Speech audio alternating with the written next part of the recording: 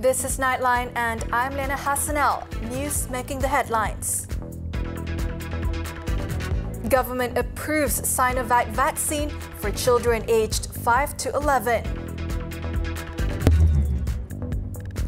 And government monitoring 92 sick projects nationwide.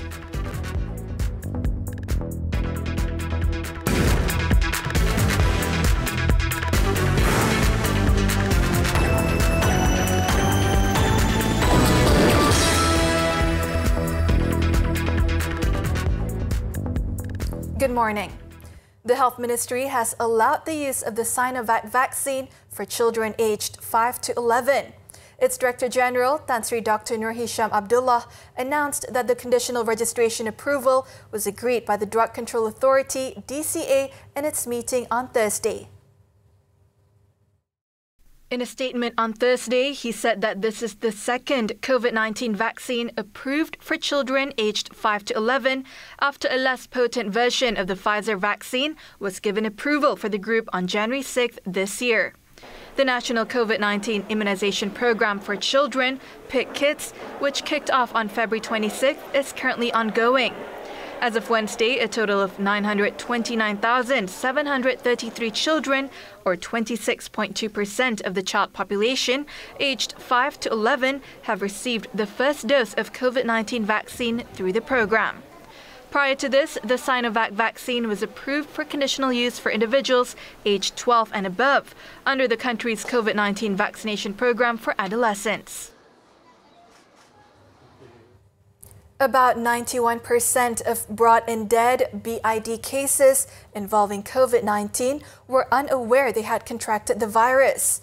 Health Minister Khairi Jamaluddin said this was based on an analysis done by his ministry on 113 BID cases between February 5th and 21st. Lebih daripada 50% ahli keluarga ataupun waris daripada mereka yang meninggal anggap bahawa sakit yang dialami oleh ahli keluarga mereka yang meninggal akibat COVID itu adalah sakit yang ringan dan mereka tidak rujuk kepada fasiliti kesihatan dengan cepat dan apabila dah dikesan terlalu lambat ataupun mereka dah meninggal dunia di rumah dan di luar fasiliti kesihatan. Khairi said this in a press conference after opening a ceremony to mark the World Hearing Day at the Serdang Hospital on Thursday. As such, he advised the public, especially senior citizens, with symptoms like fever and cough to immediately seek treatment at health facilities. Khairi further said the 115 deaths reported on Wednesday were the highest number of COVID-19 related fatalities recorded during this Omicron wave. He added that although the death rate from the infection has risen, the severity of the disease now was lower compared to when the country was facing the Delta wave last year. Bilangan kematian yang diumumkan bukanlah bilangan kematian yang terjadi dalam satu hari. Seperti yang dinyatakan sebentar tadi, satu pelaporan kematian adalah dalam jangka masa 72 jam dan bagi kes-kes yang memerlukan siasatan lanjut di lapangan, contohnya kajian bedah siasat, ujian makmal dan sebagainya, ia boleh mengambil sehingga 4 hingga 6 minggu untuk dilaporkan dan diumumkan. Khairi also said that there should be a holistic approach on viewing the death count. The last time Malaysia recorded a 3-digit daily death count was on October 12th with 103 fatalities. Meanwhile, Khairi said that to date, a total of 350,000 senior citizens who are Sinovac primary vaccine recipients had yet to receive the booster dose. In this regard, he urged the group to get their booster dose to prevent the adverse effects of COVID-19, besides maintaining their complete vaccination status. Gelombang Omicron dan varian Omicron dilihat adalah tidak seganas Delta. Tetapi bagi warga emas, terutamanya mereka yang ada comorbidity, ini bukanlah penyakit yang mild ataupun penyakit yang ringan. Ia masih penyakit yang boleh membawa kepada kematian.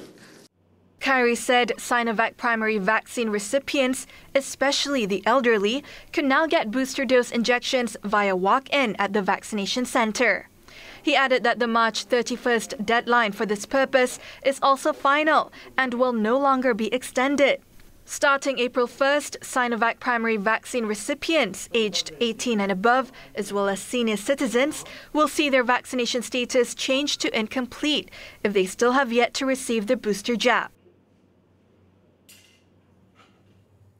A total of 160 development projects nationwide have been categorized as sick or problematic projects, and 92 of them are being monitored by the Implementation Coordination Unit ICU of the Prime Minister's Department.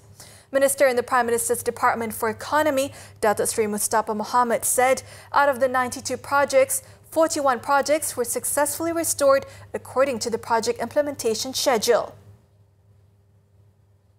Saya harap ahli parlimen yang ada masalah projek di kawasan masing-masing, yang Gajah Putih ke, lambat ke, kita ada sistem pantauan, ICU ada JKR dalam kerajaan. Mungkin pemantauan itu kurang lengkap. Ya. Jadi saya cadangkan semua ahli parlimen yang ada pengalaman sendiri di kawasan masing-masing. He was replying to a supplementary question on the number of government-abandoned projects thus far this year in the Dewan Rakyat on Thursday. Projects are categorized as sick when the progress of physical work is delayed by more than 20% compared with the planned schedule. Datuk Sri Mustafa added, for 2022, the second year of the 12th Malaysia Plan, a total of 6,755 projects under development expenditure have been approved with an allocation of 75.6 billion ringgit. And of that total, about 5,400 projects were continuation projects from the 11th Malaysia Plan.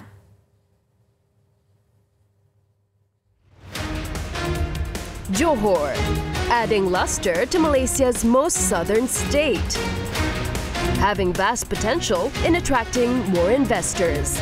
What can Johorians and the business community expect in the next 5 years? Up close with Johor Menteri Besar Datuk Hassanel Mohamad this Saturday at 5 p.m. only on TV3.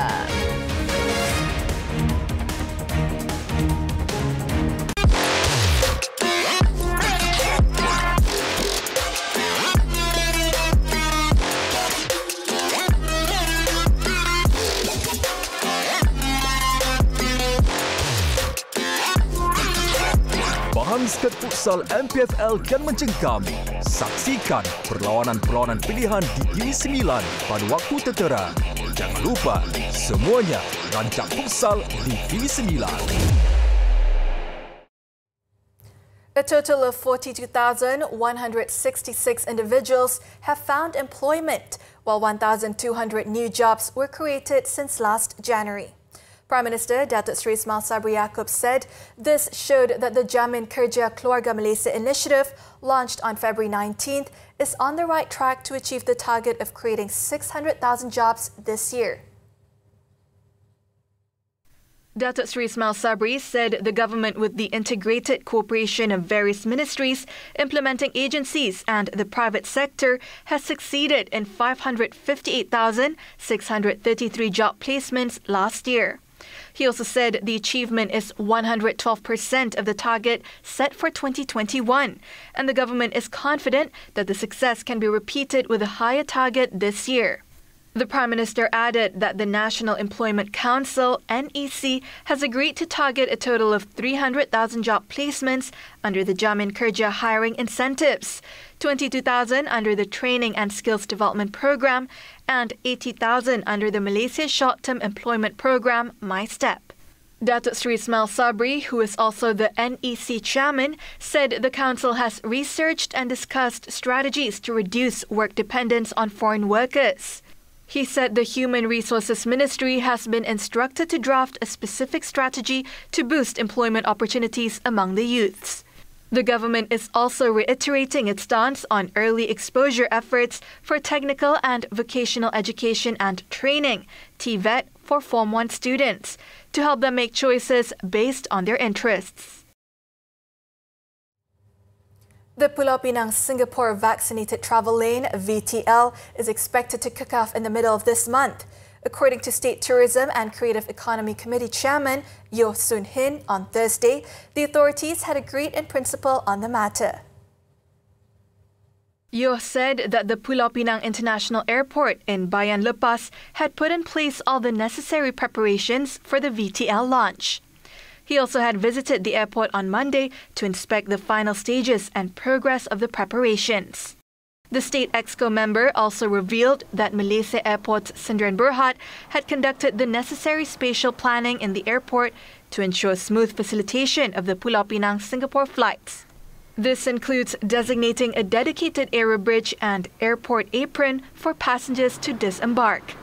The Pulau Pinang Singapore VTL was aimed at expediting economic recovery for the state, following the success of the Kuala Lumpur Singapore VTL in late November last year.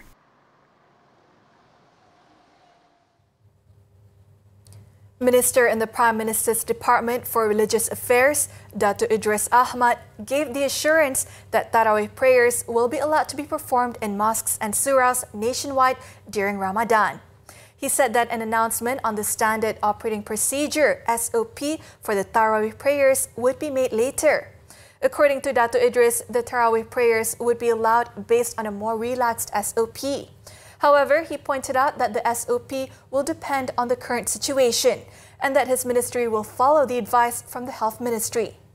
Datuk Idris added that the SOP issued will also be discussed with the Islamic religious authorities in the respective states. He also urged the people to pray so that the COVID-19 pandemic will not become more serious and the mosques can be enlivened with Tarawih prayers this year.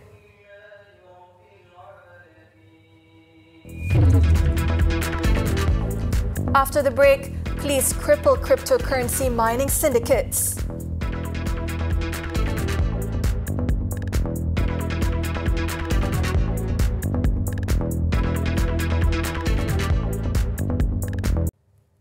Welcome back. The Finance Ministry has denied allegations that the principal debt of One Malaysia Development Berhad, 1MDB, has not been paid until now. Its Minister, Datuk Seri Tengku Zafrul Abdul Aziz, said 1MDB's total debt was 38.8 billion ringgit, comprising 32.2 billion ringgit in principal debt and 6.5 billion ringgit in interest. Jadi dakwaan bahawa belum lagi kita bayar prinsipal hutang 1MDB ini adalah tidak berasas, ya. Memandangkan prinsipal hutang-hutang tersebut hanya akan matang lambat lagi. Contohnya prinsipal bond terbitan 1MDB Energy Limited 11 Mei 2022, that's 7.35 bilion ringgit. Bond terbitan 1MDB Energy Langat 2022 7.35 bilion ringgit. Bond terbitan 1MDB Global Investment sebanyak 12.6 bilion ringgit. Sukuk IMTN terbitan 1MDB 5 bilion ringgit. Jadi 32.3 bilion ringgit ini dia punya tarikh matang antara tahun 2022 hinggalah tahun 2039. Jadi belum lagi lah dibayar. Ini prinsipal, ya. Tapi kita sudah mula membayar faedahnya lah. Datuk Seri Tengku Zafrul added that the government have started paying the interest on 1MDB's debt of about 6.5 billion ringgit, but not the principal, which will mature at a later date. The minister was responding to an additional question on the allegation by Pekan MP Datuk Seri Muhammad Najib Tun Razak that the government had not paid 1MDB's debt.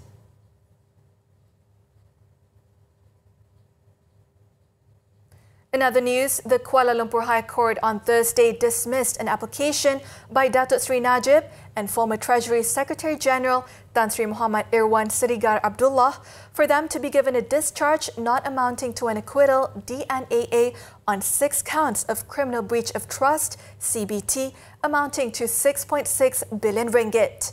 The charges involved government funds in relation to payments to International Petroleum Investment Company IPIC.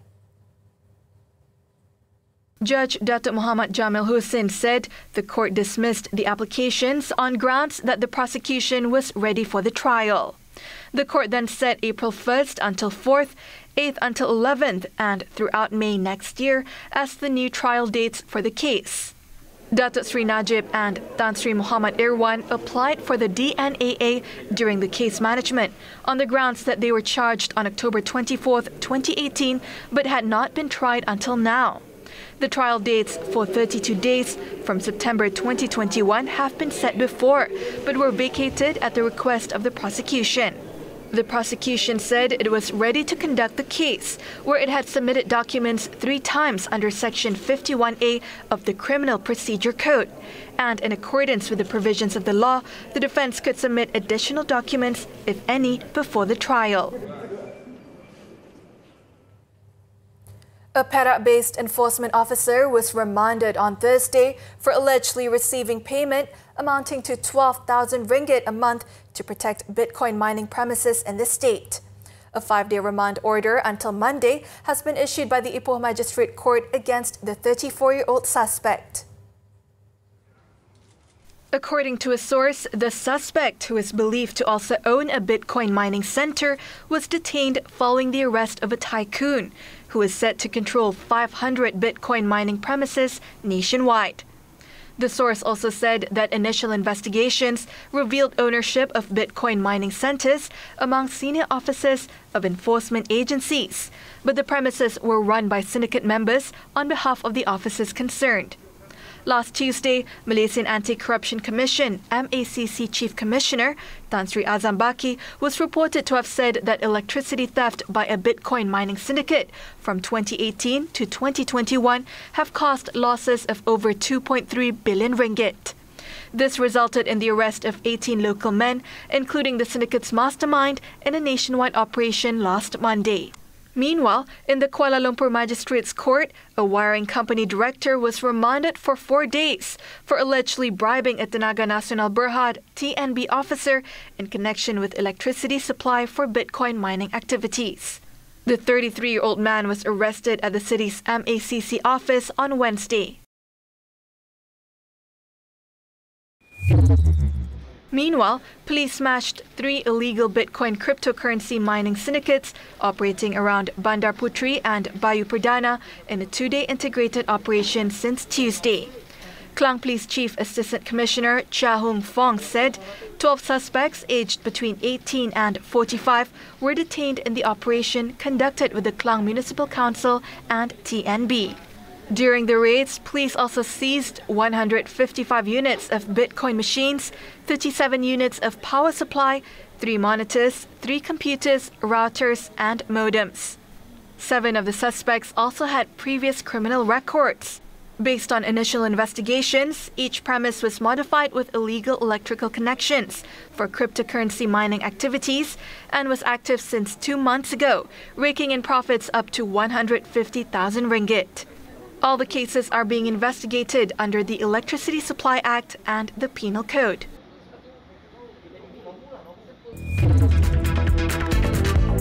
Still to come, 500,000 face flood evacuation as heavy rain lashes Sydney.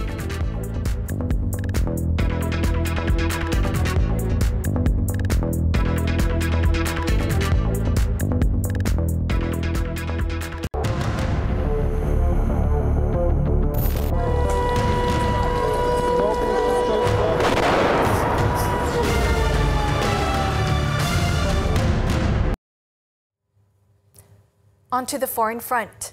Malaysia supported and voted in favour of 11th Emergency Special Session ESS of the United Nations UN General Assembly, which adopts a resolution titled Aggression Against Ukraine, held earlier on Thursday. Wisma Putra in a statement said, while Malaysia may not have agreed to every single word in the resolution, the support and votes are in line with the country's moral standing. The ministry said the support was in line with Malaysia's long-standing position on the need to consistently uphold the principles of sovereignty, independence, and territorial integrity of states, principles which are sacrosanct to Malaysia. Putrajaya also reiterated its commitment to the principles and purposes of the Charter of the UN and the inviolability of the fundamental principles of territorial integrity and sovereignty of a country. Underlining its strong and close relations with both Ukraine and Russia, Malaysia believed that the differences and legitimate security concerns of both parties, given the complex geopolitical context, must be addressed through dialogue and peaceful means. In this regard, Wisma Putra said Malaysia welcomed the direct talks held between Russia and Ukraine in Belarus and hopes that such peaceful talks would lead to a successful outcome. Malaysia also called on the UN Security Council to continue its efforts in resolving the conflict and to live up to its primary responsibility as the custodian of international peace and security. In the meantime, Ukrainian officials on Wednesday confirmed that Russian forces have captured the Ukrainian city of Kherson, the first major urban center to fall since Moscow invaded 1 week ago. The city's mayor, Igor Kolikayev, said in an update that armed guests have stormed a council meeting and imposed new rules, including a strict curfew, and urged citizens to follow them. He also said that he had made no promises to the invading forces, but asked them not to shoot people, while also announcing a night curfew in the city and a restriction on car traffic. The Russian control there would also make it harder for Ukrainian forces to shift personnel and supplies between the east and the west. Meanwhile, another key Ukrainian port, Berdyansk, has already been seized by Russian troops, while Mariupol has repelled attacks with dignity. Moscow's victory in Kherson came 1 week after Russian President Vladimir Putin's army marched into Ukraine from the north, east and south, training a vast arsenal of weaponry at Ukrainian cities.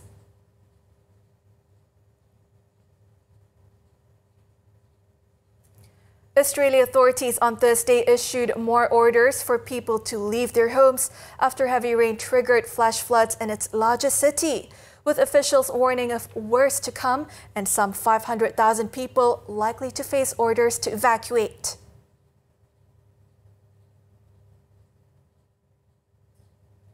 Speaking to reporters, New South Wales State Premier Dominic Perrottet said things will get worse before they get better in the state, and that some 500,000 people would be affected by evacuation orders and warnings.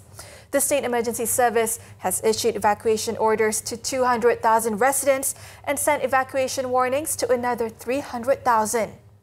Dozens of suburbs were on high alert as major flooding was expected along several rivers in and around Sydney. To date, 13 people have been killed since the deluge began a week ago.